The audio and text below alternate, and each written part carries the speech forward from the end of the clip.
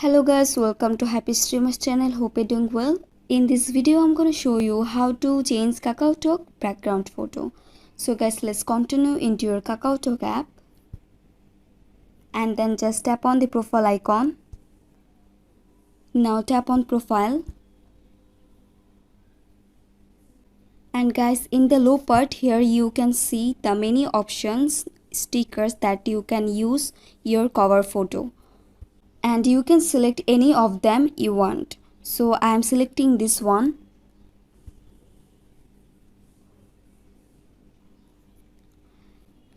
And after selecting, just tap on the done icon and your cover photo will be changed.